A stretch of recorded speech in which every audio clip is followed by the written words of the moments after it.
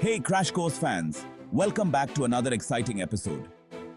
Today, we're diving into a topic that's super relevant, especially with elections always around the corner. Electoral bonds. This is something that affects how political campaigns are funded and how transparent the process is. So, what are these mysterious bonds everyone's talking about? Why are they so important and why should you care? Imagine you want to donate to your favorite political party. You believe in their cause and want to support them financially. You could write a check, use your credit card, or even donate online. These are all straightforward methods, but they come with a catch. Your identity is revealed. But what if there was a way to do it anonymously? What if you could support your party without anyone knowing it was you? That's where electoral bonds come in. These bonds offer a unique way to contribute to political parties while keeping your identity hidden. These bonds are like gift coupons for political parties. You purchase them from authorized banks and then hand them over to the party you support. You can buy them from the bank and then give them to the party you support. It's a simple process, but it has significant implications.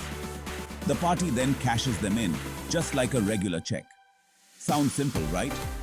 But there's more to it. But here's the catch. The identity of the donor who bought the bond remains a secret. This anonymity is what makes electoral bonds both intriguing and controversial. Yup, you heard that right. It's anonymous. This means that while you can support your favorite party, no one will know it was you who made the donation. That's where things get a little controversial. On one hand, it protects donor privacy, but on the other, it raises questions about transparency and accountability in political funding. So, what do you think? Is the anonymity of electoral bonds a good thing or a bad thing? Let's dive deeper into this debate. Okay, so we know elections need money, but have you ever wondered just how much? Campaigns cost a lot. Think about all those rallies, ads, and staff. It's not just about printing posters or running TV ads. It's about organizing events, paying for travel, and hiring a team to manage everything. But where does all that money come from? It's not like candidates have a magic money tree.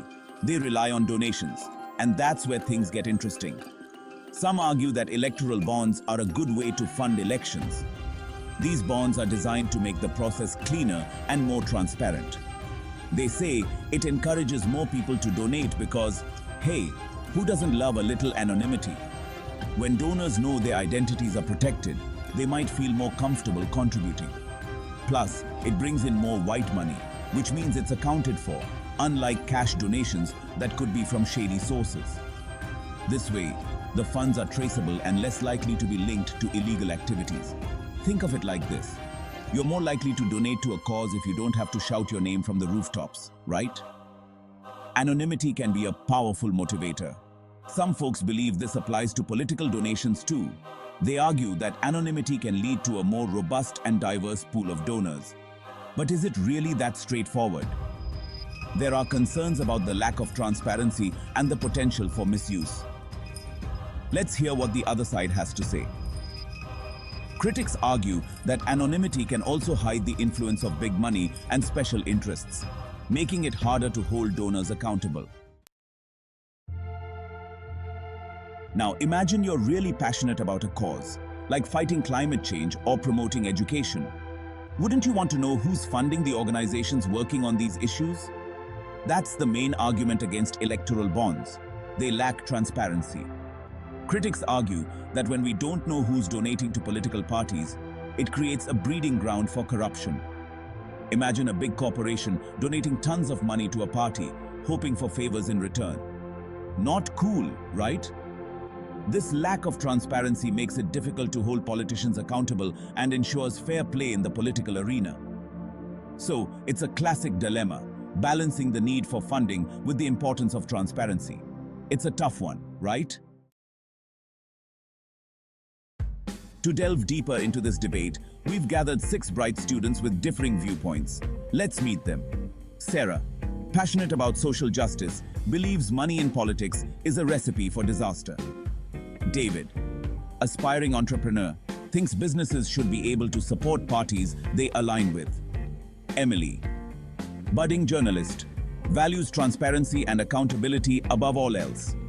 Michael, future lawyer, concerned about the legal loopholes electoral bonds might create.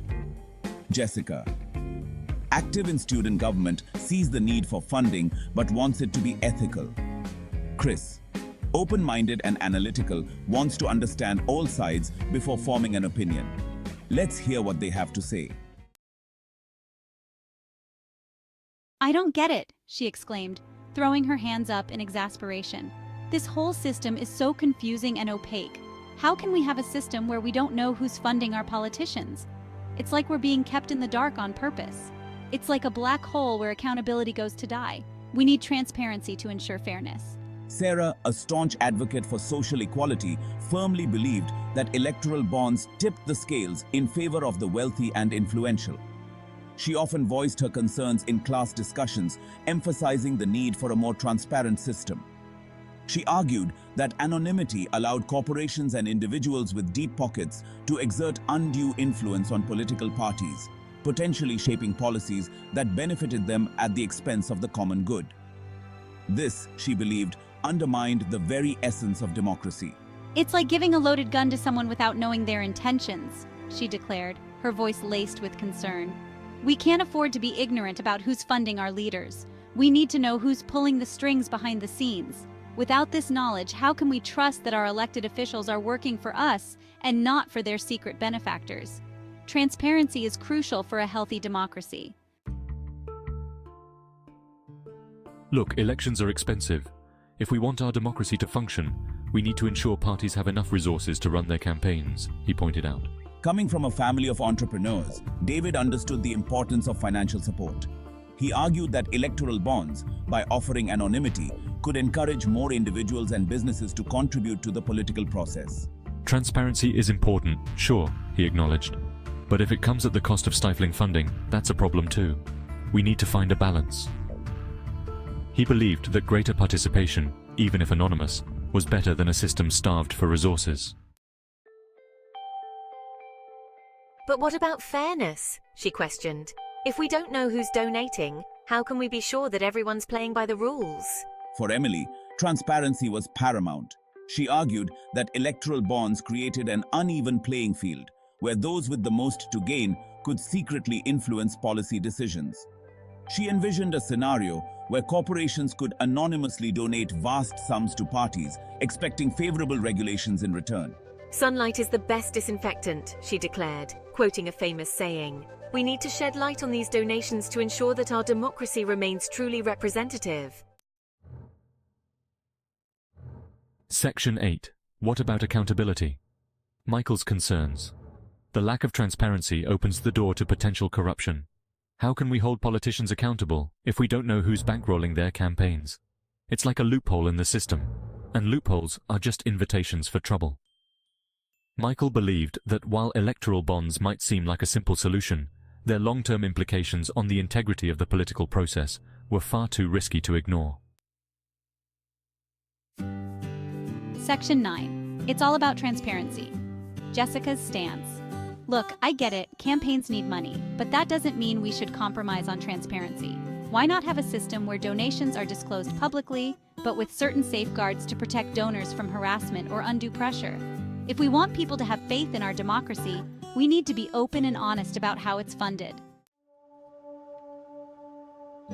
Section 10. Finding the right balance. Chris weighs in. It's clearly a complex issue. There are valid arguments on both sides, but transparency and accountability are equally crucial.